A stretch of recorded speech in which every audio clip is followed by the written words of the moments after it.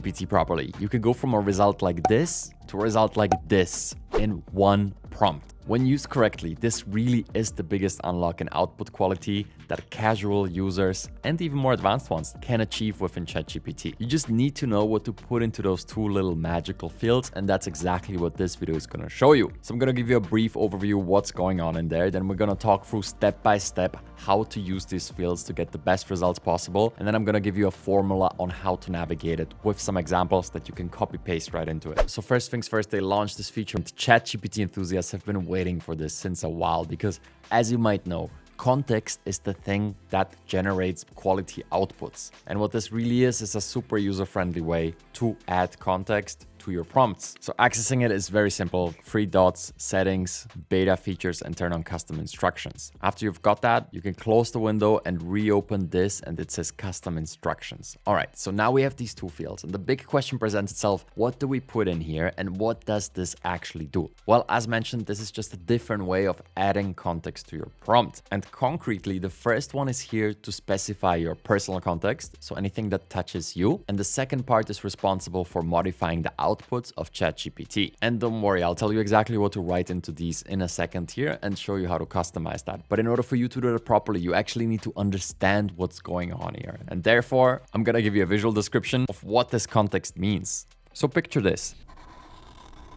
This circle right here is all of GPT-4's knowledge, all the data it has been trained on. And if you give it a simple one-line prompt like write me an email, it's gonna do that, but it's gonna start using context from all these different spots to write that information. Now, if you get a lot more specific there and you say, write an email to my boss called Henry about the coffee in our office, write it in the style of Ernest Hemingway, you start limiting the areas in which it finds these little circles. Whereas before, it might have been looking for them in an area this large because you didn't specify what exactly you wanted. So you gave it more freedom. Now, what you do by filling this out correctly is, if this is all of GPT-4's knowledge, you tell it, hey, I want to operate within here. And if you're even more specific and you give it more information to go off of, you tell it, I only want info from within this little circle. And if you get super specific, it might actually be more like this, and within that little circle it's gonna look for the information because you asked it to, but you have to know how to ask it. So that is the next point. How do we set this thing up so we get exactly the type of results we're looking for? And look, this is no easy task because often we don't know exactly what we're looking for, right? But if we just think about the real world for a second, what do you do when you have an accounting problem? You talk to an accountant. So the answer to the problem of not knowing exactly what you want to solve for lies within talking to the right person. Same thing goes for ChatGPT.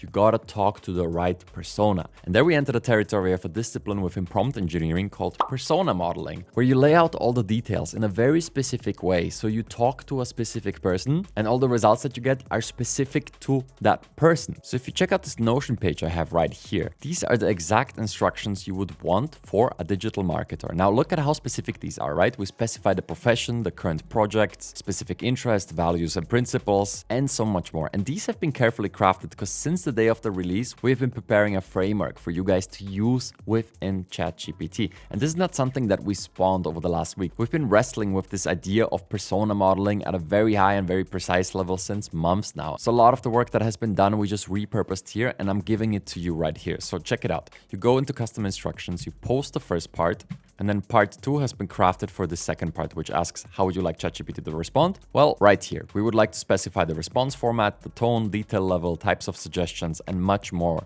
For example, the problem-solving approach is one that makes a massive difference. Bias awareness is a little more subtle, but still critical to include. And again, all of these have been carefully crafted, and this is kind of the framework I recommend here. If you want to understand this in a little more detail, I'll just put a description of the various areas onto the screen right here. You can check it out. So these are the detailed description of what's going on here. So the values and the principles represent the key principles or values that guide their work, right? And the devil is in the detail here. You really need to follow this closely for it to work well. But then on the other hand, you will get rewarded with very precise results. Okay, so now that we have this dialed in, what can we do? Well, simply put, we say save, and now we have a custom version of ChatGPT set up right here in the browser, and I can use both GPT 3.5 and GPT-4 to generate outstanding results, which are very specific to the thing we're solving for. So as mentioned, in this case, we set up a digital marketer persona for ChatGPT, and now we can use this to get better results. So let's do a little comparison, shall we? I'll just turn these off for a second and run a basic prompt. So right here, you can disable for new chats. I'll open a new chat, GPT-4. And what we're gonna do is in the free Notion template that we provide, we're gonna head on over to writing and use one of my favorite prompts called write anything. And down here in the examples, you have one of these prompts that is just a basic blog writing prompt. Okay, and we're gonna run it for the first time without custom instructions in GPT-4, like so. I'll go to custom instructions, enable these, new chat, GPT-4,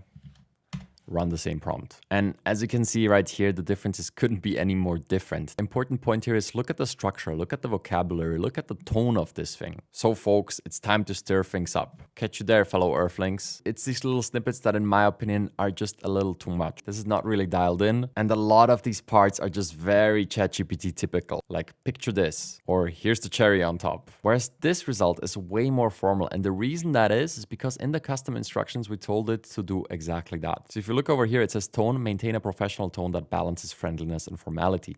And these instructions overwrite the prompt up here. Okay, so that's a big takeaway already, because remember, when we gave it custom instructions, we told it to operate within a certain area. And no matter what you do in the prompt, it's not gonna go outside of that. Okay, let's do another example. If I pick an entrepreneurship character here, let's take the serial entrepreneur. And this one is one of my personal favorites because this persona is experienced. It's been around the block. It's managing a portfolio of diverse ventures, and it just has this very like macro overview of things, and its communication style is straightforward and strategic. So same thing, first part we copy over, second part we copy over. That took 5 seconds. Save. All right, and then I'm gonna head back to the free Notion template, and under entrepreneurship, I'm gonna pick one of these prompts. We're gonna be evaluating business ideas. All right. Okay, so what about this one? This one is actually quite complex. It's going to be evaluating the viability of launching an online language tutoring platform by conducting a SWOT analysis. All right, why not? Let's test this inside of GPT-4 with the custom instructions enabled and compare it to the vanilla version.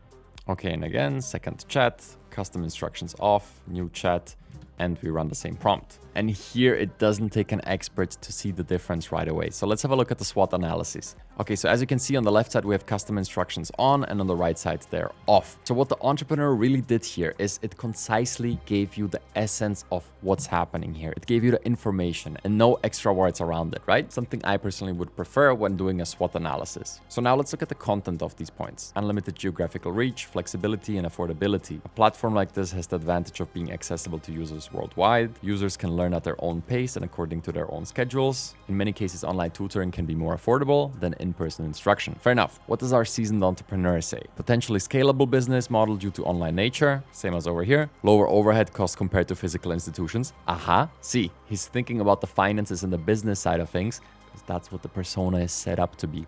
Good. And the flexibility is same as over here. Okay, so pretty similar. Okay, so let's head down to the threads and the market size, because I think these 2 points really illustrate the difference nicely. So first of all, it talks about competition. That's the same over here. Then it talks about the regulations. Same over here. But here's the thing. Here it says it's dependent on tech infrastructure. And it states that cyber threats could negatively impact the platform. I don't know, might be just me, but that doesn't seem as one of the big threats to an online learning platform, right? And here the entrepreneur talks more about oversaturation. So he talks about the supply-demand dynamics, which I believe to be the preferable topic when we're talking entrepreneurship and starting a business, right? All right, you might consider that minor, but what about this next point? So here without the custom instructions, it first goes ahead and states something like, as of my knowledge cutoff in September 2021, the global learning market was estimated to be worth approximately 60 billion in 2020. And then some growth projections and the estimate by 2023. However, conduct updated market research. Whereas the seasoned entrepreneur actually goes ahead and he quotes a specific type of research. According to Grand View Research, the global learning market was valued at 12.49 billion in 2020, and the expected growth from 21 to 28 was 18.7% per year. And once you go into these bottom paragraphs, these subtle differences start becoming not so subtle anymore. In the market size, this actually quotes a research that after a few minutes of searching, I couldn't exactly find, but that's an inherent weakness of GPT-4. It doesn't have direct references, but I'll give it bonus points for at least attempting to quote something precisely, as opposed to over here, it doesn't mention a source whatsoever. Down here in the competitive landscape analysis, it mentions the same competitors, but here it directly outlines the biggest benefits of those platforms. Again, in my opinion, a better answer than this over here.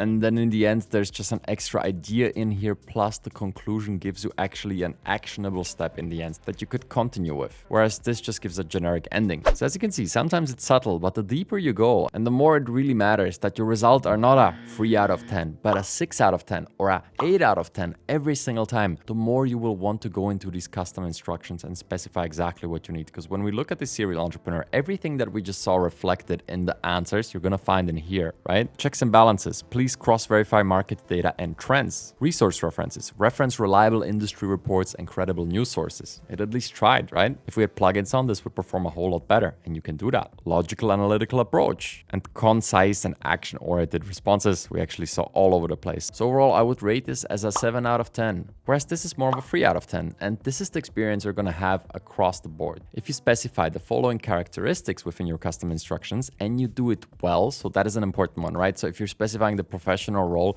you can't just go ahead and say, I am the CEO of a, pet food company. I have 20 years of experience. Because what you're going to do here is you're going to be creating confusion, because this is very precise and it yields very precise results. Whereas if you do this, it didn't ask you for your experience. You could maybe add that within the specialized knowledge, but not within your profession. And that's a point here. If you're gonna go this specific, you gotta craft it carefully. So the best thing you can do is either take some time and play around with this until you start getting results that you actually like, or you will just use the ones that I will provide in the description and you can mix and match different parts. So what I'll do is I'll provide the two that we looked at plus the marketing analyst in the description below, and you have the whole framework. As you can see, all of these are repetitive, and yes, we absolutely use GPT-4 to generate this. We had an 8-sequence prompt to arrive at this point, and I'm not afraid to say that. The results are stellar and this works. So what you're going to want to do is you're going to look at these and you're going to pick various parts of these that fit your needs. And then you're going to mix and match them and extend them with your own context. Just make sure not to go above the 1500 character limit. And if you don't want to do that by yourself and you'd rather just copy paste and then maybe tweak a minor thing, we're also going to be offering this as a product where you can go ahead and you can pick any one of these that we created for you and you can get going right away. You can find a link to that in the description, but really I just gave you all the tools for you to craft it yourself. Just make sure to have a separate one for every use case because these are very specific. If you go into this level of detail, you're going to be getting that very focused answer. So if you're trying to write something over here, you don't want a persona that is situated somewhere over here. And obviously this is a gross oversimplification, but it's a good way to think about these things so you understand how to use personas. And the most exciting part about this is that every single prompt you ever used is going to get transformed by these custom personas that are now super easy to use because you can just set it up once with a high level of detail and then you can breeze through your daily tasks with a level of precision that up until now was only possible if you did sequence prompting with very specifically casted personas.